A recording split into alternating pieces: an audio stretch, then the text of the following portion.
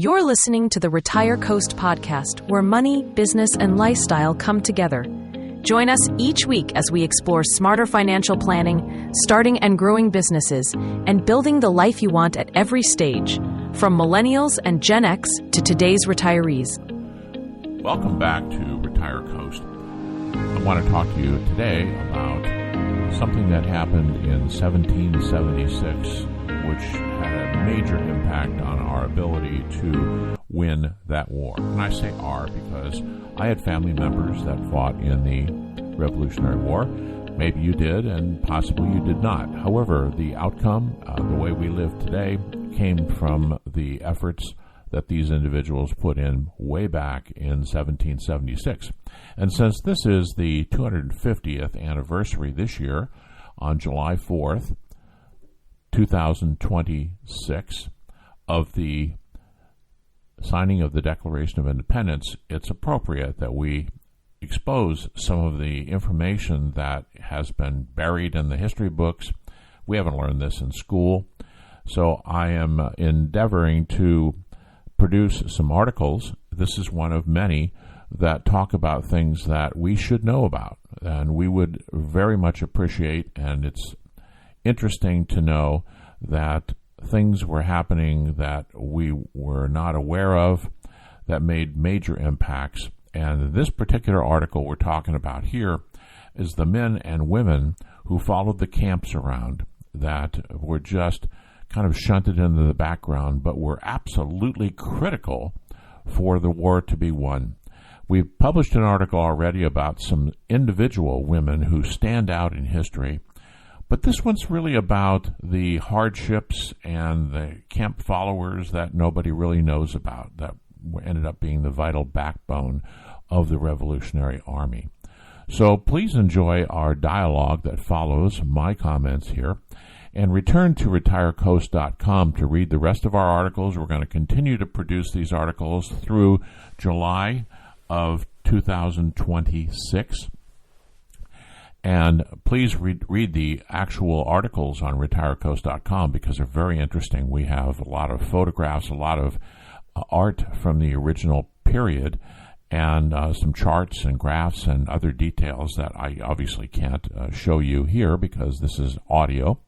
So when you get home after your commute and you want to relax a little bit, just open up retirecoast.com and go to our section on the homepage on the 250th anniversary. Thank you for coming to this podcast, and be sure to come back again. Welcome back to the Deep Dive. We have a fascinating stack of research on the desk today, and I think this is one of those topics that is going to fundamentally change the way you visualize the birth of this country. That's a bold claim to start with. I think it holds up. It's a total reframing of the standard narrative.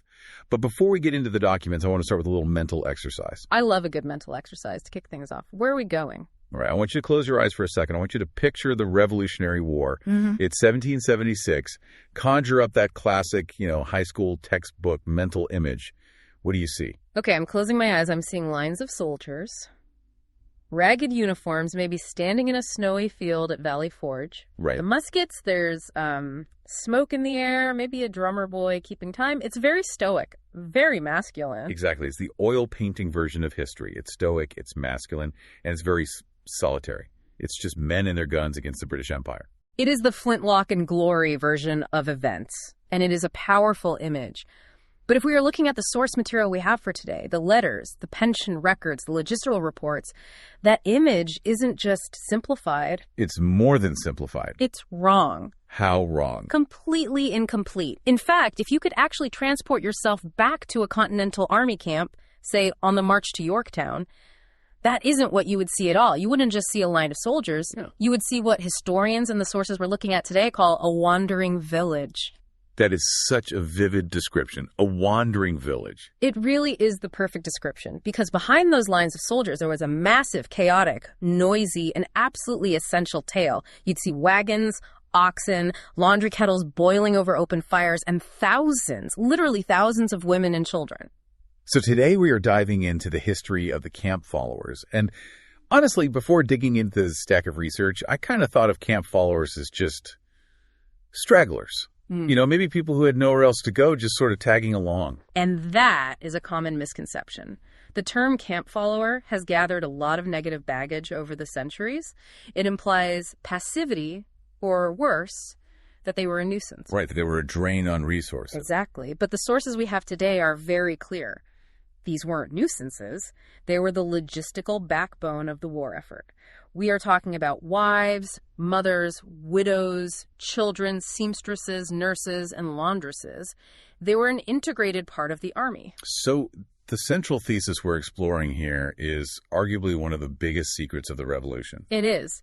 The thesis is that the war could not have been won without them. Not it would have been harder, but it could not have been won. That's a huge statement. It is, but the evidence backs it up.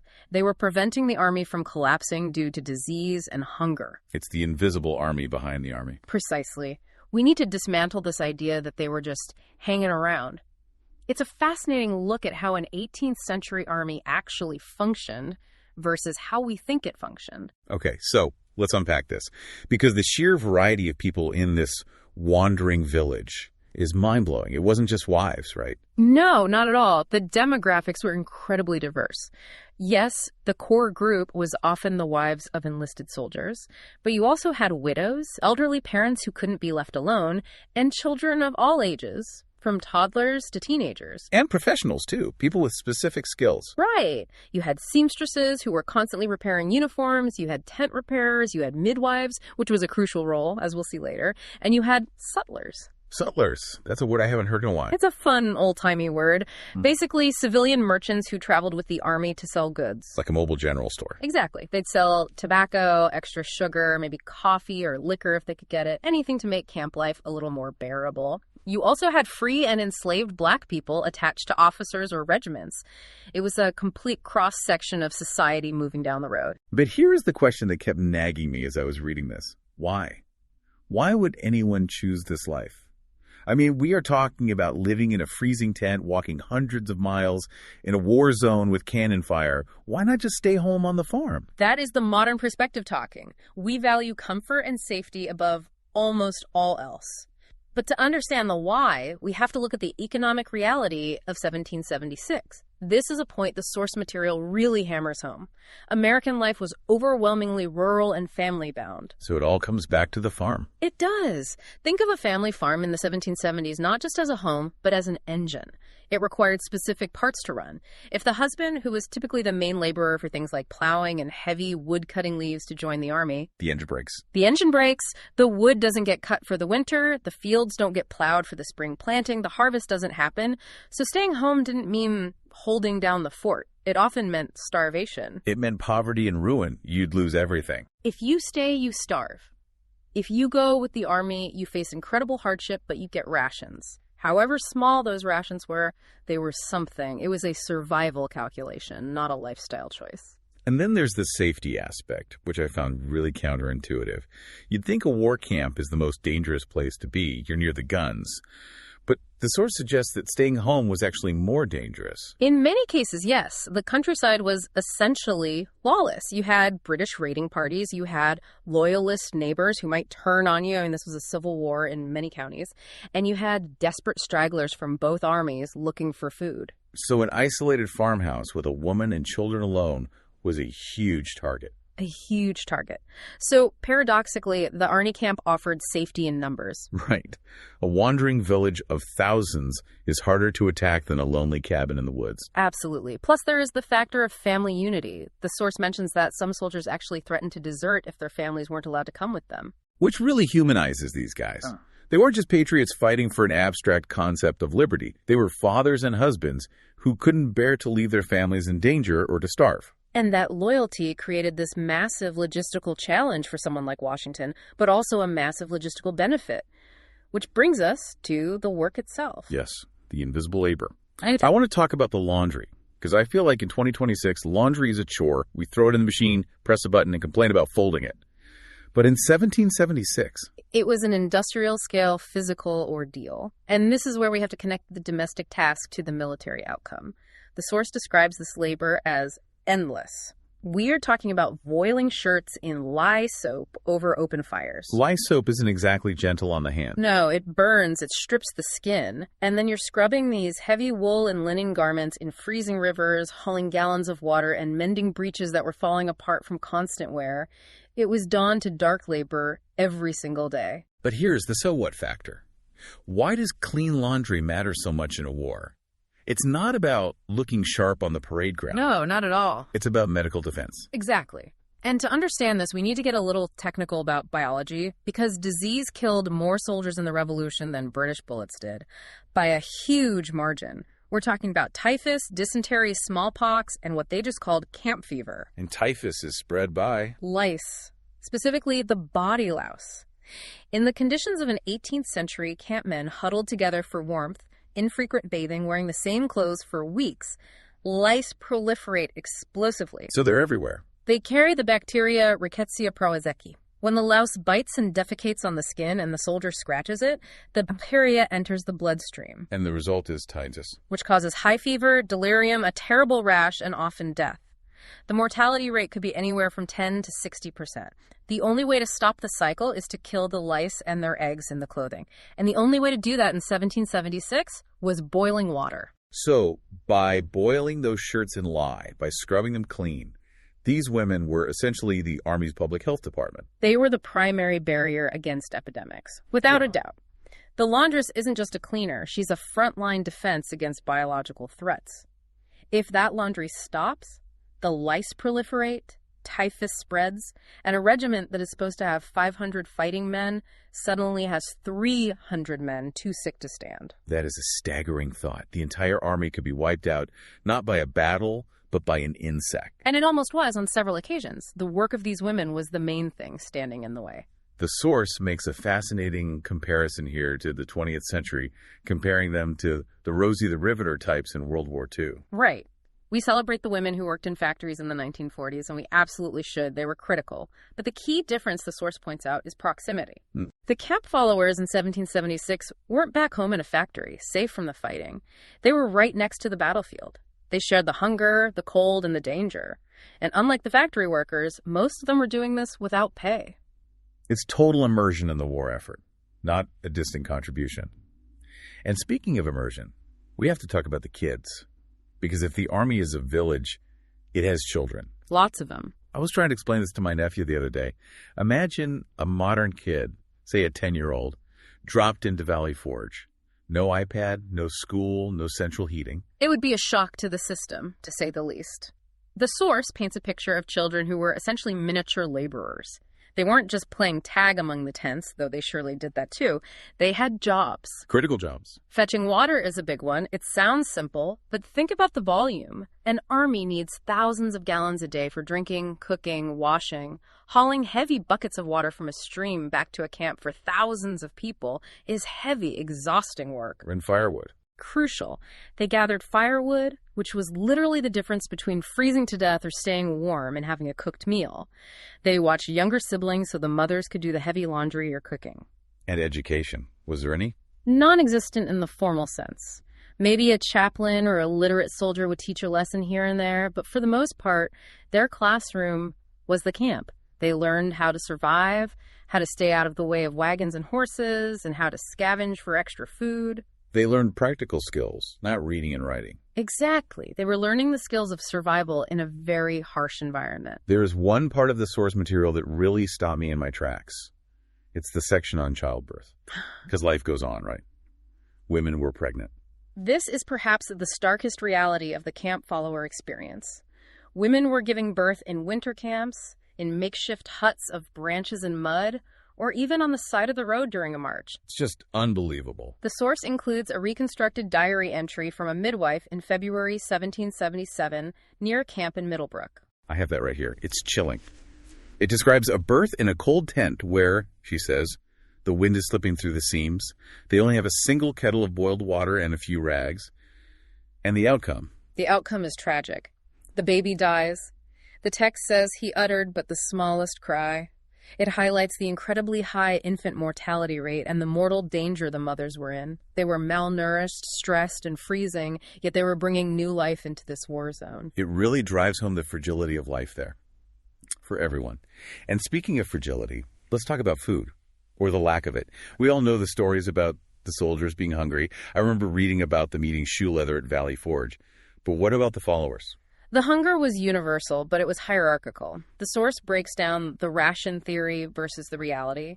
In theory, a soldier got a pound of meat and a pound of bread or flour per day. In theory. That sounds like the key phrase. It is. In reality, supply lines broke constantly. Congress had no money, the Quartermaster Corps was a mess, everyone was malnourished.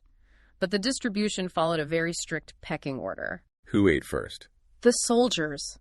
The hierarchy of hunger was clear. The regulations, when they existed, stated that women generally received half a soldier's ration. Half? Older children got a quarter. And young children often got nothing officially. They survived on whatever their mother could spare from her own tiny portion. So if the soldiers are starving, eating their shoes. The followers are starving faster. The expert analysis in the source suggests that when food ran out, the followers were the canaries in the coal mine. They suffered the effects of malnutrition first. It highlights the deeply sacrificial nature of their presence. They were feeding the army with their labor while literally receiving the scraps from the table. It's heavy stuff, but I don't want to paint this as just pure misery. There was resilience, too. There had to be. The source provides these incredible reconstructed letters that give us a voice from the past. I think we need to hear these to understand the human spirit in the camps. Absolutely. The data tells us what happened, but the letters tell us how it felt. There's one from a wife named Abigail, written in November 1776. She's near Hackensack, New Jersey, and she writes about rising before first light to heat kettles. But she says this line, "The work is endless, but it keeps me warm." That line really struck me. It keeps me warm. She finds contentment in the utility of her work. She's baking bread for the captain's men. She's mending coats. There is a sense of purpose there. She isn't just a victim of circumstance. She is an active participant in the cause. Then there's the soldier's perspective. This one is from a soldier named Jonathan, writing in January 1777. He describes the camp as a great family. That phrase, great family, is key. It challenges that lonely, stoic image we started with. Completely. He credits a woman named Martha, his friend's wife, for tending his wound and doing his laundry. He says, life in camp would be unbearable without them. That is the morale boost. It's not just about clean socks preventing typhus. It's about a female presence that brings a touch of humanity and home to a brutal environment. It's the psychological component. It's huge. But then we have the tragedy. The letter from Hannah, a widow, written in April 1777. Her husband dies of camp fever, and she is left in the camp with her son. This is the nightmare scenario. She is alone, far from home, with a child asking when his father will return. She has to navigate the journey home by herself or try to find a place within another family in the camp. It shows the precariousness of their position. Their status in the camp was often tied to the soldier. When he was gone, they were adrift. It's just devastating. Now, we focused on the American side so far, but the source material throws a curveball here. This wasn't just an American phenomenon, was it? No, and that's a really important piece of context. 18th century armies, as a rule, moved with families. The British and the Hessian troops, the German mercenaries hired out to the British, also had thousands of camp followers. And we have a very specific and frankly very terrifying account from a baroness. Baroness von Riedesel. Frederica von Riedesel. She was the wife of a German general fighting for the British. Her story takes us to the siege of Saratoga in 1777. She was sheltering in a cellar, the Marshall House cellar, with her 3 small children. This is while the battle is raging above them. Literally raging. American cannonballs were smashing into the house, rolling across the floor of the room just above their heads. She describes the screams of wounded men being brought into the dark cellar, the smell of blood, the terror of her children hiding their heads in her lap. It's a reminder that a cannonball doesn't care what uniform you wear. The terror of war was universal for these families, regardless of their allegiance. Exactly. But there was a key difference in how the two armies handled these followers. The British were an established professional imperial army. The system was organized. So they had a process for this. They did. Wives were on the strength. On strength. That sounds so official. It was. It meant they were counted in the official numbers allowed, usually a certain number per company. They had guaranteed rations, and their duties were assigned formally. It was a recognized, institutionalized part of the Army. And the American system. Chaos. Why does that not surprise me? It was a young, revolutionary army. It was being invented as it went along. The followers were unofficial. The numbers fluctuated wildly. Washington and the leadership didn't really have a system for them initially. Which means the American women likely faced greater hardship and uncertainty than their British counterparts because there was no bureaucratic safety net. Their access to food and protection was much more informal and precarious. And let's not forget the physical danger. We talked about the Baroness in the cellar, but for the average camp follower, you weren't sitting in the rear with a cup of tea. No. The rear is a relative term in a fluid battle. Camp followers were often in the line of fire. Artillery overshots would land in the baggage train where they were working. Cavalry charges could sweep through a camp during a surprise attack. And capture. That's a risk I hadn't even really considered until I read this. It was a huge risk. The source mentions that after major American defeats, like the Battle of Brandywine or the fall of Fort Washington in New York, hundreds of women and children were captured along with the soldiers. And what happened to them? They weren't treated as prisoners of war, were they? No, they were put into British prisons in New York City or onto the infamous prison ships. And if the camp was bad, a prison ship was hell on earth. Overcrowded, rampant disease, starvation, filth. Many of them died there. So when we say these women saved the revolution, they were risking their liberty and their lives every single day to do it. This brings us to the man himself, George Washington, the father of the country. What did he make of this chaotic, wandering village trailing behind his army? He was conflicted, and that's putting it mildly. Washington was a man of order and discipline. That was his entire military philosophy. He looked at this multitude of women, his words, and saw a logistical nightmare. He saw a mess. A total mess. They slowed down the march. They needed food from already strained supplies. They needed wagons that could have been used for ammunition. He found them, to be frank, annoying. He complained about them a lot in his letters, didn't he? He did, but, and this is the crucial pivot, he was also a pragmatist. He realized he was stuck with them. There are some great quotes in here that show that conflict. Yes. In one letter, he writes, "We cannot do without the women. They are as necessary as the drums and fifes." That is a powerful admission from a man who valued military precision above all else. He's putting laundresses on the same level of necessity as the instruments used to command his army in battle. And he also admitted that without women to wash the clothes, soldiers would be in a very dirty state, which he directly linked to sickness. Right. He saw the cause and effect. He might not have understood the germ theory of disease, but he understood that filth equaled sickness, and sickness equaled a depleted army. So he grumbled, but he kept them. He did more than keep them. He eventually cemented their status in the regulations. He stated, "The women of the army are to be considered as part of it." He accepted that the American army was a package deal. If he wanted the men, he had to take the families. It was a love-hate relationship that, as you said, ultimately saved the army. He realized that the morale and health benefits, as messy as they were, outweighed the logistical headaches. Absolutely. It was a classic case of a leader adapting to the reality on the ground, even when it offended his sense of order. So, as we start to wrap up and look at the legacy of these people, usually when we hear about women in the Revolution, we hear about a few specific names. We hear about Molly Pitcher or Margaret Corbin, women who actually fired cannons. Right. And those stories are true. And they are absolutely heroic. Margaret Corbin, for example, took over her husband's cannon at Fort Washington when he was killed and was severely wounded herself. She's a certified hero, the first woman to receive a military pension. But the expert point here is that these famous names are the exceptions that prove the rule. They are the outliers, yes. For every Margaret Corbin loading a cannon, there were 1,000 unnamed women scrubbing wool in a freezing river or stirring a pot of thin soup. The source emphasizes that the Invisible Army wasn't made of warriors in the traditional sense. It was made of laborers whose work was just as vital, but silent and unrecorded. And they had no safety net. That's something I think we forget in our modern world.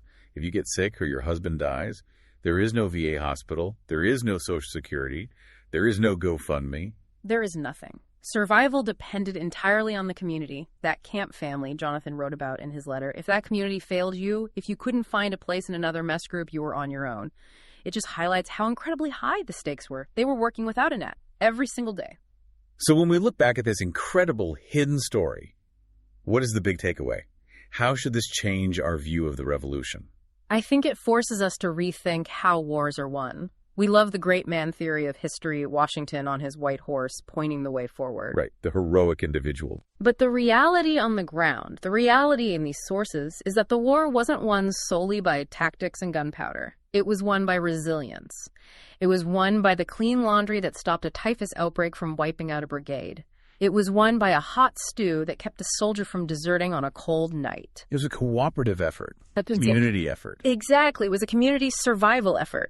The army was a living organism, and the camp followers were the circulatory system, the immune system, the digestive system, all the unglamorous but essential parts that kept it alive. It reminds me of the dedication in the source material. It draws a direct line from these camp followers in 1776 to the factory workers of World War II, all the way to modern military families who hold everything together back home. It's that same thread of service.